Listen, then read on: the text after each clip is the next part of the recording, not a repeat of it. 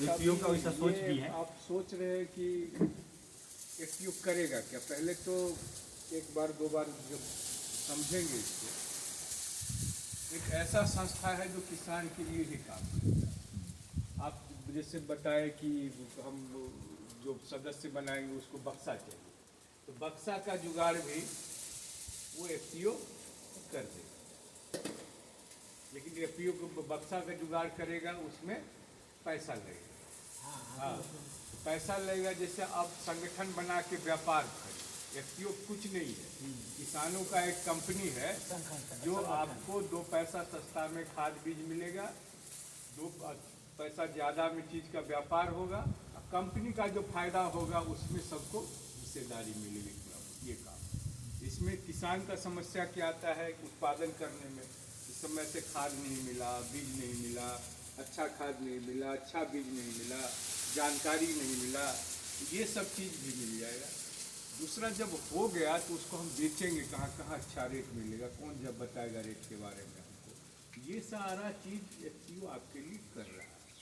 तो जितना लाइसेंस एक किसान निर्यात का लाइसेंस जैसे विदेश भेजना नहीं कर सकता है, एक किसान फैक्ट्री नहीं खोल सकता है, लेकिन वो एफपीओ आपके लिए खोल सकता है। एक किसान जो है कोल्ड स्टोरेज नहीं खोल सकता है, एक वेयर हाउसिंग जो गोदाम है जो बेचने और खरीदने के लिए सामान रखेगा उसके लिए वो व्यवस्था नहीं कर पाएगा, लेकिन जब कंपनी होगी तो व्यवस्था हो जाएगा।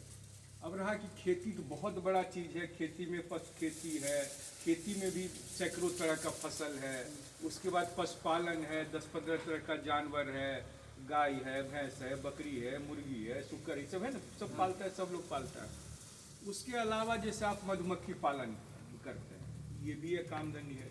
कोई होगा मशरूम का उत्पादन करेगा, ऐसा हो रहा है, कोई होगा कि तसर वाला कर रहा है, जैसे बेरोइट की साइड वाला।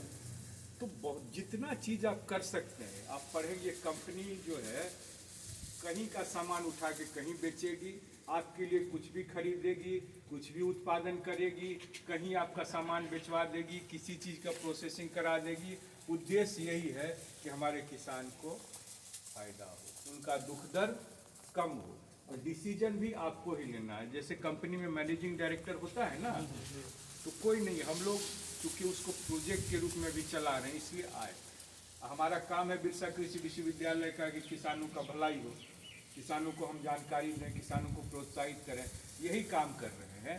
नहीं तो सबके मालिक है, जैसे आपके अजय जी हो गए, आप ही के लोग आपके मैनेजिंग डायरेक्टर हैं, आप ही के लोग उसके डायरेक्टर हैं, आप ही के लोग उसके सदस्य बनेंगे।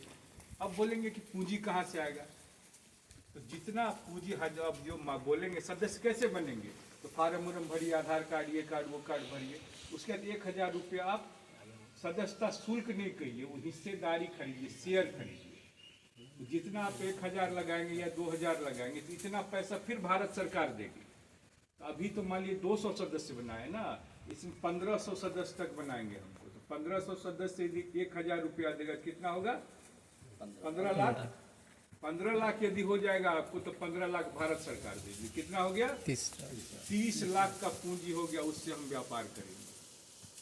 ऐसा नहीं कि एक एफपीओ से दूसरा एफपीओ भी व्यापार करे। जैसे आपका मधु हो गया ना, अब हमारा काके का एफपीओ है, उसको बाजार नज़दीक है, बड़ा बाजार बेच सकता है, वो आपसे खरीद लेगा, बेचेगा, उसको भी 2 पैसा होगा, आपको भी 2 पैसा ज़्यादा हो जाएगा। एक कंपनी बेड़ों का कंपनी हो, भरनों का वाला हो सकता है कि लाखों से व्यापार करे, कुछ आपका चीज़ है जो उसके पास नहीं है, उसके पास जो कुछ चीज़ है वो आप खरीद लीजिए उससे।